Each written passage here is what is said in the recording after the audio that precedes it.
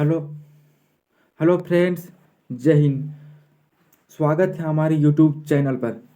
आज हम कक्षा 10 के गणित विषय के 30 वीपीआई क्वेश्चंस के बारे में बताने वाले हैं। ये सभी क्वेश्चंस की आने की संभावना बहुत ही ज़्यादा है, तो इन सभी क्वेश्चंस को ध्यानपूर्वक पढ़ना है और इनका सॉल्यूशन मैं पूरी पूरी तरह से कर दूंगा और इनको ध्यानपूर्वक आपको याद कर लेना, पढ़ लेना है, क्योंकि इनकी संभावना बहुत ज़्यादा है। चलिए क्वेश्चंस की ओर बढ़ते हैं।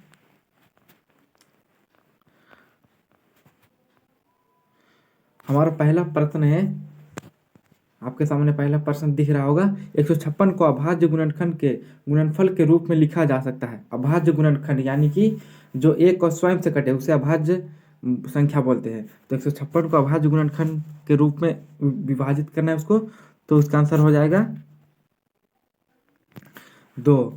Option number B. देखिए, 2 दूना 4, 4 तिया 12, 12 और 13 को गुना कीजिएगा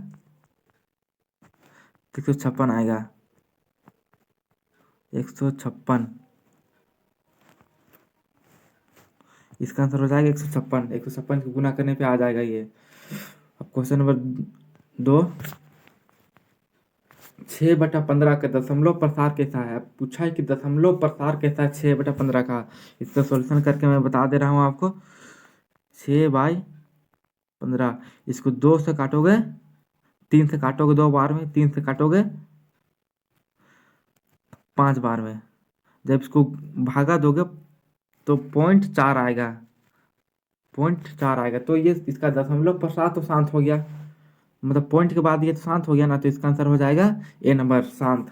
2 का ए नंबर शांत हो जाएगा। क्वेश्चन नंबर 3 है, किसी बहुपद पी एक्स के लिए ग्राफ आकृति में दिया गया है। बहुपद के शून्यकों की संख्या निम्न में से चुने। अब बहुपद की, अब यहाँ शून्यकों की संख्या बताना है। ऐसा क्वेश्चन मैट्रिक एग्जाम में एक आता ही है, तो इसको ध्यानपूर्वक आपको समझना है कि शून्यकों की संख्या कैसे देखा जाता है।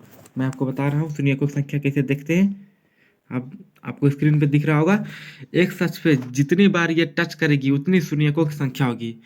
देख सकते हो, एक यहाँ पास एक बार कर रही, यहाँ पास कर रही है एक, यहाँ पास एक कर रही 2, यहाँ पास कर रही 3, यहाँ पास कर रही 4, यानी एक अक्ष को 4 बार ये टच कर रही है रेखा। तो शून्यकों की संख्या कितनी होगी?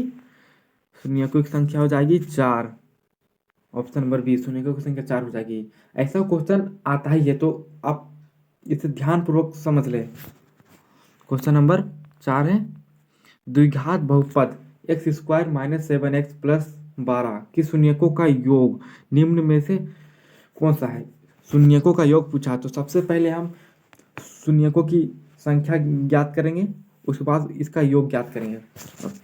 शून्यकों का योग का सूत्र क्या होता है? Minus b/a। यहाँ b कितना है? -7 है, -7 है। b कितना है? -7। माइनस माइनस प्लस हो जाएगा, याद रखना। -7 है बाई ए कितना है? ए का मान एक्स में कुछ नहीं, यानी 1 है। अब माइनस माइनस देखो, ये 7 हो जाएगा, माइनस माइनस प्लस हो जाएगा, आंसर कितना होगा? 7। आंसर 7 हो जाएगा। 4 का बी नंबर। क्वेश्चन नंबर 5, रैखिक समीकरण युग्म a x x plus b x y plus c 1 equal to 0 तथा b1x plus b2y plus c2 equal to 0 का कोई हल नहीं है। पूछा कि कोई हल नहीं है। कब कोई हल नहीं होता है? जब वो संपाती होता है, तो उसका कोई हल नहीं होता। संपाती यानी कि ये a1/b2 इक्वल टू b1/b2 समरूप नहीं है, c1/c2 के बराबर नहीं, c1 c2 के, ये होगा संपाती। इसे बोलते हैं संपाती, जिसका कोई हल नहीं होता है।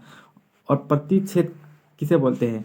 प्रतिच्छेद इसे बोलते हैं a1/a2 बराबर नहीं होगा b1/b2 के, इसे बोलते हैं प्रतिच्छेद।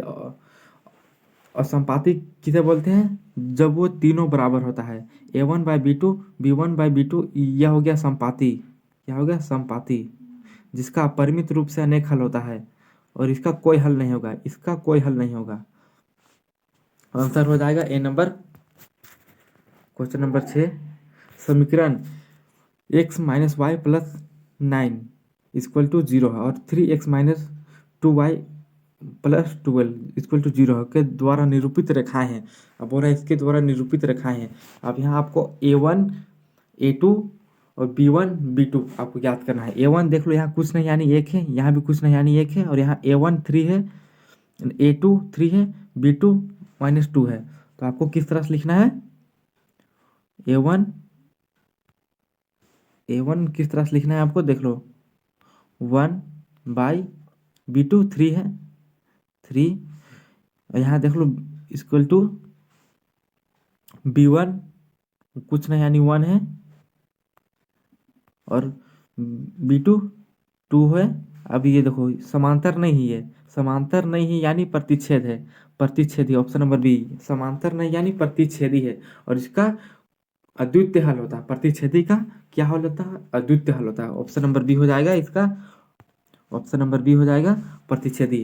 क्वेश्चन नंबर 7, समीकरण युग्म 2x + y = 6 और 5x - y = 1 का हल है। अब पूछा है, इसका हल है पूछा है, यानी x y का मान पूछा है। तो आपको क्या करना है, देख लो, 2x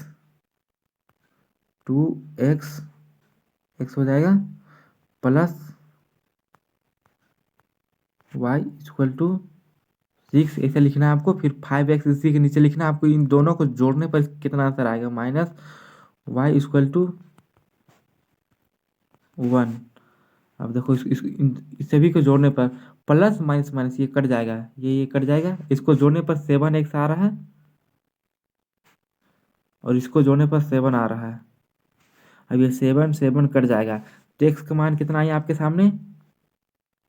x का मान 1 आ गया, x का मान 1 आ गया। x का मान 1 कहाँ है? देखो,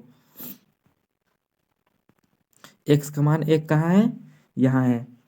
x का मान 1 यहाँ पर है, तो ऑप्शन नंबर बी हो जाएगा।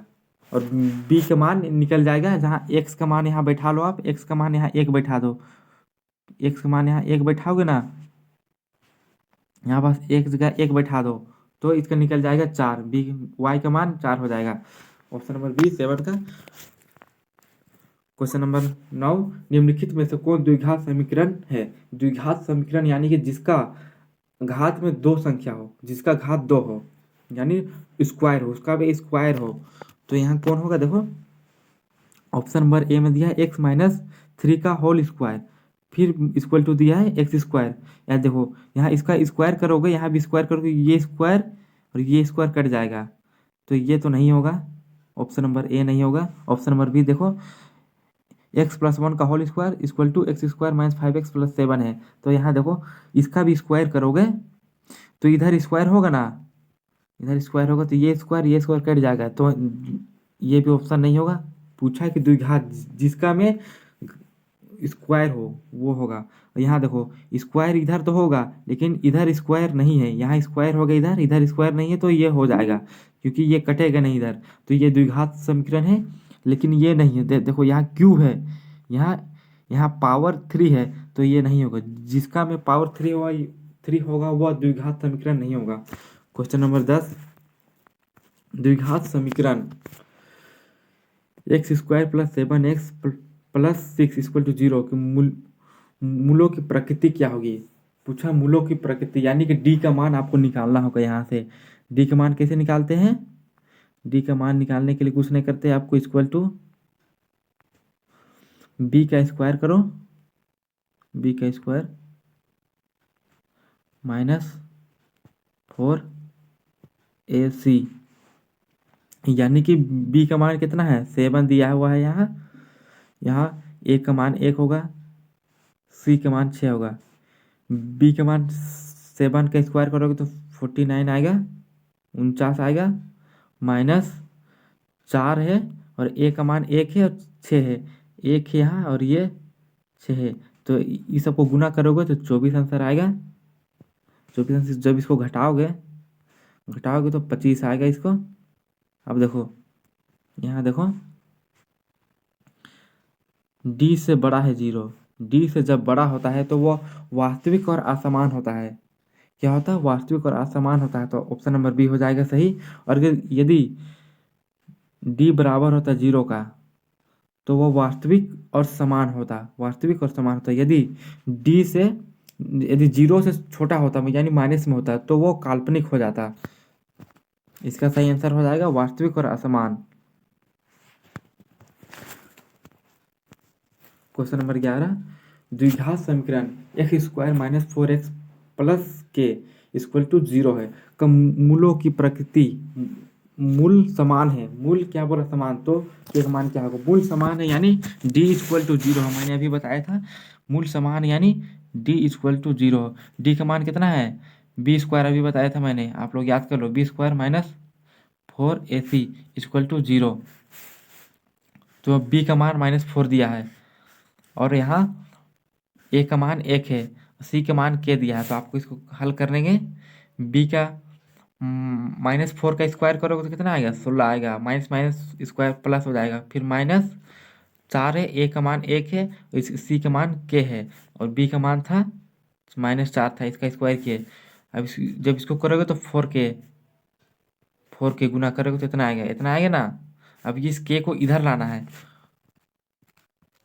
4k इक्वल टू 16, इधर माइनस में इधर आएगा तो प्लस में होगा ना। अब इसको काटो, 4 चौके 16, के इक्वल टू 4 आ गया। इसका आंसर हो जाएगा ये सी नंबर, हमारा सी नंबर इसका आंसर होगा, option number C. Question number 12, AP में दिया हुआ है ये 24, 21, 18 का सार्वअंतर है। सार्वअंतर पूछा है, सार्वअंतर पूछा यानी डी आपको कैसे निकालना, दूसरा पद माइनस पहला पद करना है। यानी दूसरा पद हमारा कितना है, 21 है, दूसरा पद 21 है और पहला पद 24 है। दूसरा पद को पहला पद से घटाना है, 21 माइनस 24, तो -3 आंसर होगा। कहाँ पास -3 है देख लो, ये तो ऑप्शन नंबर डी पे है, ऑप्शन नंबर डी, -3 आंसर है। इसका आंसर हो जाएगा option number D. Question number 13, AP में फिर से दिया हुआ है 2, 7, 12 का 10वां पद कितना होगा। आपसे जब भी पूछे 9वां पद, 10वां पद, 12वां पद, तो आपको कुछ नहीं करना है, आपको A10 का पूछा है, A10 को पूछा यानी 10वां पद, ए लिखना है यहाँ पास प्लस 9d लिख देना है आपको, 10 में से एक घटा देना है, 10 में से एक घटाओगे तो कितना आएगा, 9d। और अगर 12वां पद पूछेगा तो यहाँ 11d, यहाँ पास 11d लिखना। यदि पूछेगा कि 15वां पद क्या होगा तो यहाँ पर 14 लिख देना, 14d हो जाएगा। तो ए का मान कितना है आपके सामने, ए का मान है 2, ए का मान है 2।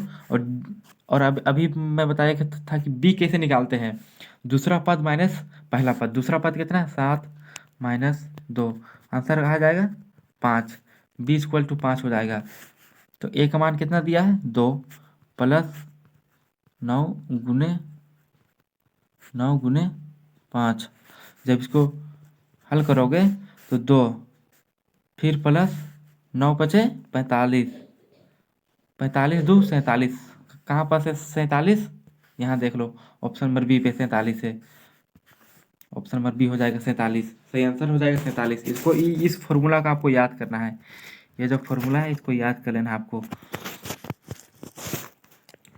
क्वेश्चन नंबर 14, समरूप त्रिभुज के संगत कौन होते हैं। समरूप त्रिभुज के यानी सभी भुजा बराबर है तो उसका कौन भी बराबर होगा, सही आंसर हो जाएगा ऑप्शन नंबर बी, सभी भुजा बराबर है तो उसका कोण भी बराबर होते हैं। क्वेश्चन नंबर 15 है, त्रिभुज एबीसी में यदि डीई समांतर है बीसी के हो तथा बीडी का मान दिया हुआ 7.2 सेंटीमीटर और एई का मान दिया हुआ 1.8 सेंटीमीटर, ईसी का मान दिया हुआ 5.7 सेंटीमीटर हो तो एडी का मान होगा। देखो यहाँ पास यह पूछा है कि समरूप है तो 6.8 पर में क्या बोलता है, यदि समरूप है तो इसको एडी बटा डीबी आप ऐसे लिख सकते हो बराबर एई बटा ईसी, आप इसको ऐसे लिख सकते हो यदि समरूप है तो, समांतर है तो यहाँ एडी का मान कितना दिया है, एडी का मान नहीं दिया है, इसको आपको निकालना है एडी का मान। और डीबी का मान कितना दिया है, डीबी का मान यहाँ दिया है, यहाँ ये तो देखिए 7.2 है, तो AD को इसे आप उतार दो, यहाँ दिया 7.2, 7.2, 7.2 ये दिया हुआ है, और ये E का मान दिया हुआ है 1.8 बटा, और EC का मान दिया 5.4। अब इसको हल करना है आपको। और जब इसको आप इसको क्रॉस मल्टीप्लाई करो, इधर से इसको क्रॉस मल्टीप्लिकेशन करो, तो इसका सॉल्यूशन कितना होगा? इसको इधर लाओगे, इसको इधर लाओगे, AD इक्वल टू इसको इधर लाओगे 1.8 इंटू 7.2 बाई, देखो AD इक्वल टू कितना होगा? 1.8 इक्वल टू 7.2 बाई 5.4। जब इसको ये 3 बार से कटेगा और 3 से ये कटेगा 24 बार में, तो आंसर कितना हो जाएगा? 24। ऑप्शन नंबर C 24 आंसर हो जाएगा इसका। जब ये समांतर होता है तो आपको AD बाई DB और बराबर होता है AE बाई EC। ये परिमित 6.1 बोलता है, इसको आपको याद करना है। क्वेश्चन नंबर 16, त्रिभुज ABC में AB का मान दिया हुआ है 6√3 सेंटीमीटर, AC का मान दिया हुआ है 12 सेंटीमीटर और BC का मान दिया हुआ है 6 सेंटीमीटर हो, तो कोण B का मान क्या होगा? पूछा कि कोण B का मान क्या होगा। आपको करना कुछ नहीं है, यदि इसका पाइथागोरस प्रमेय आप लोग को याद होगा, यदि इसका स्क्वायर इन दोनों के स्क्वायर के योग के बराबर होगा तो यह पाइथागोरस प्रमेय होगा, यानी समकोण त्रिभुज होगा। समकोण यानी कि 90 डिग्री का कोण बनाएगा वो। यानी देख लो 12 का स्क्वायर कितना होगा? 12 का स्क्वायर 144 होगा। आप इसका इन दोनों के स्क्वायर के वर्गों के योग के बराबर होगा। 6 का स्क्वायर 36। अब इसका स्क्वायर कैसे निकालोगे? 6 का स्क्वायर करोगे 36 आएगा, गुने अभी √3 का स्क्वायर करोगे तो 3 ही आएगा। इसको गुना करोगे तो 6 18 का 8, हाथ में 1, 3 9 और 110। जब इसको जोड़ोगे तो इतना आना चाहिए, 144 आना चाहिए। तो इसको जोड़ रहे तो इतना आ रहा है, देख लो 8 6 14 4, हाथ में 1 3 और 1 4 फिर 1, इतना आएगा ना। इसको वर्गों का योग है, यानी समकोण त्रिभुज बना रहा है। यानी कौन सा आंसर होगा? समकोण त्रिभुज यानी 90 डिग्री का कोण बना रहा है। ऑप्शन नंबर C इसका सही आंसर हो जाएगा 90 डिग्री। कोण भी बराबर 90 डिग्री होगा।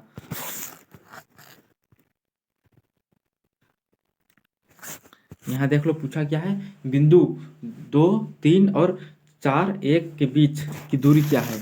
अब जब भी आपको पूछे कि इन दोनों के बीच की दूरी, तो आपको एक फॉर्मूला आपको याद करना है। वो फॉर्मूला बता रहा हूँ मैं। वो फॉर्मूला बहुत जगह आप यूज कर सकते हो, बहुत ही ज़्यादा इम्पोर्टेंट फॉर्मूला है ये। दूरी जब भी बोलेगा तो अंडर रूट करना है आपको, under root X square minus x1 x2 minus x1, फिर प्लस करना है, प्लस का चिन्ह दो यहाँ, फिर y2 minus y1 minus y1 का होल स्क्वायर करोगे तो आंसर आ जाएगा। देखो x2 कौन है? x2 3 है, x2 3 है, x1 कितना है? 2 है, y2 कितना है? 4, ये है 1 है, और y1 कितना है? 4 है। अंडर रूट करो यहाँ पास घटाओ, 3 माइनस 2 कितना करोगे? 3 माइनस 2 का होल स्क्वायर करना, फिर प्लस 1 माइनस 4 का होल स्क्वायर करना, आंसर आ जाएगा। देखो 3 माइनस 2 करोगे तो 1 का स्क्वायर, और यहाँ -3 का स्क्वायर, -3 का स्क्वायर, 1 का स्क्वायर, अंडर रूट का साइन दो यहाँ, 1 का स्क्वायर 1 होगा, 1 का स्क्वायर 1 होगा, और -3 का स्क्वायर 9 आ जाएगा, प्लस 9, यानी इसका आंसर कितना हो जाएगा? 3 बाहर आ जाएगा।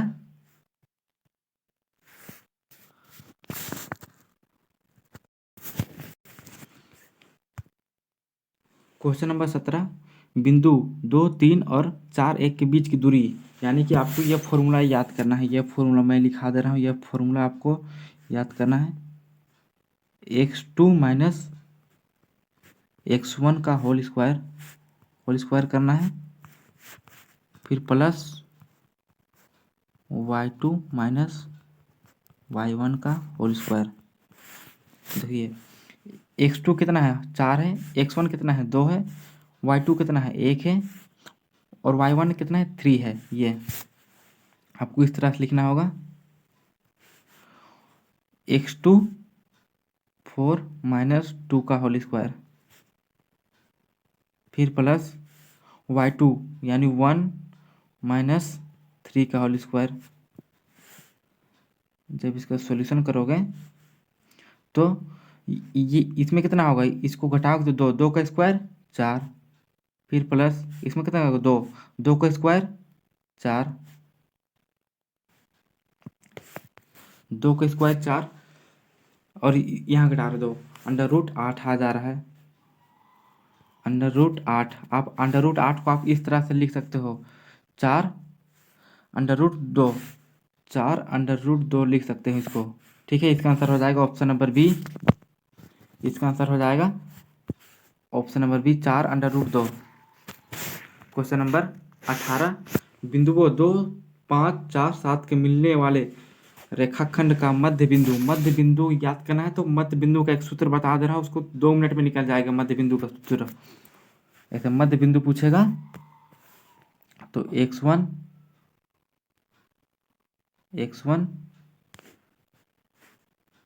फिर plus x1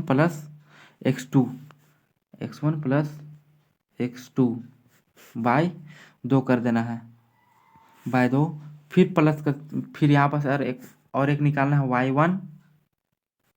y1 plus y2 बटा 2 कर देना है, तो आंसर आ जाएगा। देख लो आंसर, अभी मैं निकाल दे रहा हूँ। x1 कितना है 2 है, x1 2, फिर प्लस y2 कितना है 4 है, फिर बटा 2, कोमा की एरो दो यहाँ पर, फिर y1 कितना है 5 है और ये कितना है y2 कितना 7 है, इसको करो 2, जब इसको जोड़ोगे तो 6 बटा 2 और इसको जोड़ोगे तो 12 बटा 2, 2 से भागा दोगे तो 6, 2 से भागा दे तो 3, 3 और 6 कहाँ है, 3 और 6 कौन सा ऑप्शन में हमारे ना, ये देख लो ऑप्शन नंबर सी, 3 और 6 ऑप्शन नंबर सी है, तो सही आंसर हो जाएगा option number C. Question number 19, यदि ए का मान दिया हुआ है 0 0 और बी का मान दिया हुआ 5 0, सी का मान दिया हुआ है 0 6 हो, तो त्रिभुज ABC का क्षेत्रफल क्या होगा। आपको क्षेत्रफल निकालने बोलेगा तो आपको क्षेत्रफल डायरेक्ट उसका फॉर्मूला पे बैठा दो। मैं इसका फॉर्मूला लिख दे रहा हूँ, यहाँ पर फॉर्मूला इस तरह से होगा, फॉर्मूला इस तरह से होगा 1/2 अंडर रूट, इस तरह से जाएगा। फिर x1 सबसे पहले लिखना है, x1 फिर ब्रैकेट दो, फिर y2 माइनस y3, फिर ब्रैकेट बंद करो, फिर x2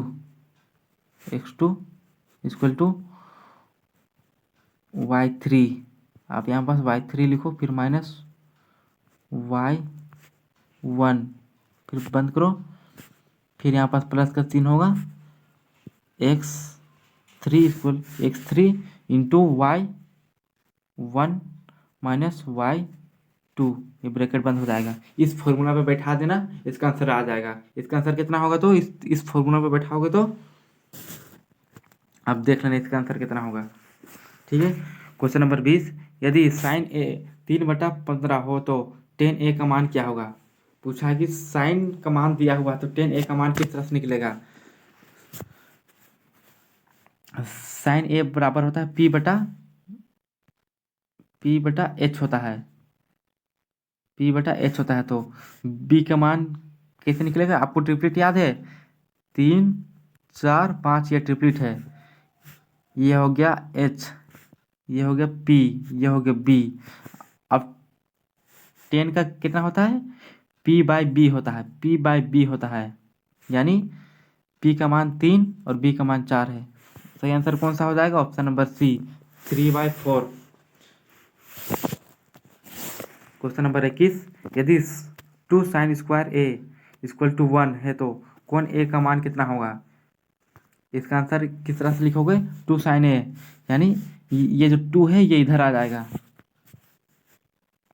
2sin² A का मान 1 है, तो sin A का मान कितना होगा? 1 ये जो 2 है गुना में इधर आएगा, भागा में इधर आ जाएगा, और स्क्वायर इधर आएगा तो अंडर रूट हो जाएगा। अंडर रूट किसका होता है? Under root 1/2। इसका मान किसका मान होता है? ये आपको याद है? इसका मान होता है साइन, इसका सही आंसर हो जाएगा 45। सही आंसर हो जाएगा 45। क्वेश्चन नंबर 22, कोस 48 माइनस साइन 42 का मान क्या होगा? आप यहाँ से किसी एक को बदल लो, कोस को बदल लो, कोस को बदलोगे तो साइन 42 हो जाएगा माइनस साइन 42, तो क्या होगा? मान 0 हो जाएगा। सही आंसर क्या हो जाएगा? 0। क्वेश्चन नंबर 23, भूमि के एक बिंदु से जो मीनार के पाद बिंदु से 30 मीटर की दूरी पर है, मीनार के शिखर पर उन्नयन कोण 30 डिग्री का है, तो मीनार की ऊंचाई क्या होगी? देख लो, मैं इसका चित्र बना दे रहा हूँ आपको, उसी से मेन इसका चित्र बनाना होता है, फिर आपको खुद पता चल जाएगी। ये मीनार है, ये जो है मीनार है खड़ा, ये मीनार है। अब इसका से 30 मीटर की, इसके पाद यहाँ पास यानी भूमि से 30 मीटर की दूरी पर है। 30 मीटर लिख देता हूँ यहाँ पास, 30 मीटर की ये दूरी पर है, यहाँ पास है ये। यहाँ मीनार के शिखर को देखता है, मीनार की शिखर को देखता है यहाँ, तो कितना डिग्री का कोण बनता है? यहाँ 30 डिग्री का कोण बन रहा है, 30 डिग्री का कोण बन रहा है यहाँ पर, 30 डिग्री का। तो आपको क्या करना है? आपको क्या निकालना है? ये दिया हुआ है, आपको इसको निकालना है, इसको निकालना है। तो आपको क्या करना है? P/B निकालना है। अब यानी 10 का मान निकालना है। P/B किसका होता है? 10 का होता है। तो इसका आंसर कैसे निकालोगे? 10 30 बराबर कितना होता है? 10 30 का मान होता है 1/√3। 10 30 का मान होता है 1/√3 इक्वल टू, आपको इसको निकालना है ना, P को निकालना है, तो P को लिख दो, और B का मान दिया है 30। आप क्रॉस मल्टीप्लिकेशन करो, इसको इससे करो, P/√3 इक्वल टू 30। अब ये P जो है आप इधर आएगा, 30/√3 हो जाएगा भाई। आप इसको सॉल्व करोगे तो इसका 10/√3 हो जाएगा। इसका सही आंसर क्या होगा? 10/√3। Option number B. एक वृत्त की कितनी स्पर्श रेखाएं हो सकती है? पूछा है, एक वृत्त की कितनी स्पर्श रेखा हो सकती है? देख लो, मैं चित्र बना के दिखा रहा हूँ।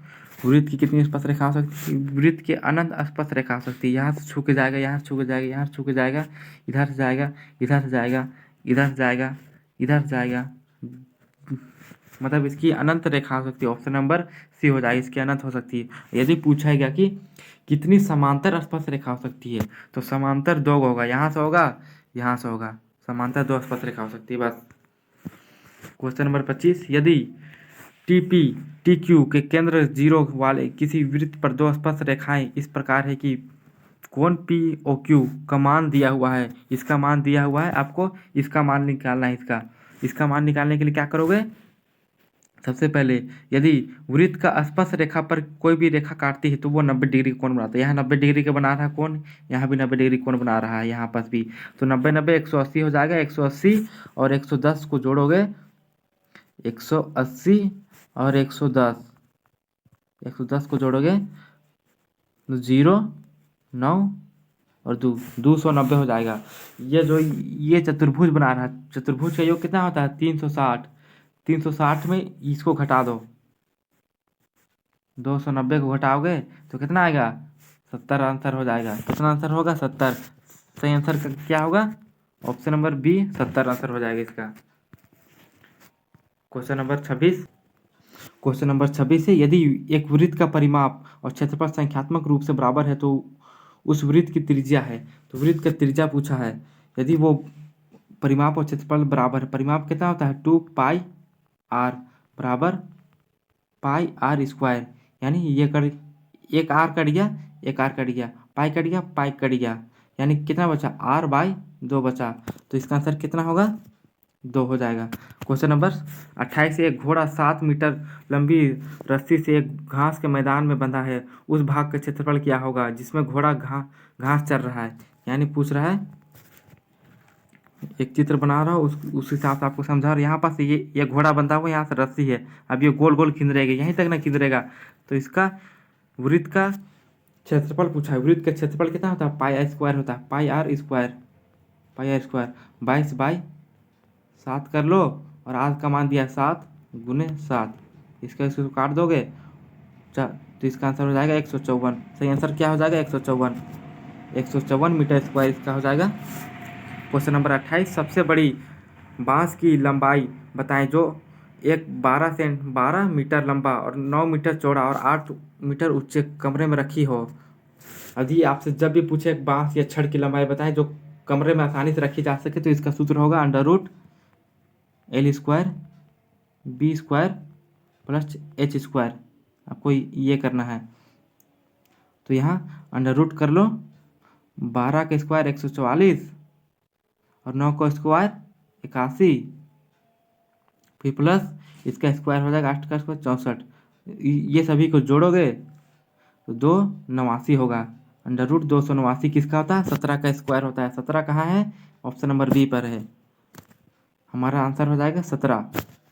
क्वेश्चन नंबर 29 है, उच्च वर्ग सीमा और संचय बारंबारता के बीच खींचे गए आलेख को कहते हैं। उच्च वर्ग सीमा जब भी बोलेगा तो से इसका आंसर हो जाएगा से कम प्रकार का त्वरण बनाएगी। यदि निम्न वर्ग सीमा और संचय बारंबारता बोलता तो से अधिक प्रकार का त्वरण बनाएगा। ऑप्शन नंबर ए हो जाएगा। क्वेश्चन नंबर 30, निम्नलिखित में से कौन सी संख्या किसी घटना की प्रायिकता हो सकती है? किसी घटना की प्रायिकता नहीं हो सकती पूछा है। यानी प्रायिकता जो घटने की कुल संभावना को बोलते हैं प्रायिकता, जो घट रहा है उसकी कुल संभावनाएं को प्रायिकता बोलते हैं। तो कुल संभावनाएं नीचे होगी, कुल संभावना नीचे होगा और ऊपर जो घटित हो रहा है, तो ये तो हो जाएगा कुल संभावना अधिक होना चाहिए, ऊपर की तुलना में नीचे अधिक होना चाहिए। तो 1/15 को लिखो, पॉइंट है, पॉइंट का हटा के नीचे 0 आएगा। जब इसको काटोगे 5 से 2 बार में, 5 से 3 बार में, 5 से 2 बार में, तो ऊपर देख लो, ऊपर 3 है नीचे 2 है, तो नीचे की संख्या कम है और ऊपर की संख्या अधिक है। तो इसकी ये जो प्रायिकता नहीं होगा, क्योंकि नीचे की कुल घटना को दिखाता है, कुल घटना अधिक होनी चाहिए। तो ऑप्शन नंबर बी हो जाएगा हमारा। ऑप्शन नंबर बी सही आंसर हो जाएगा। यदि हमारी वीडियो अच्छी लगी हो तो हमारे चैनल को लाइक सब्सक्राइब शेयर करना ना भूलें, और ऐसे वीडियो हम हमारे चैनल पर आते रहेंगे, तो हमारे चैनल को अधिक से अधिक शेयर करें। जय हिंद। अगले वीडियो पर मिलते हैं।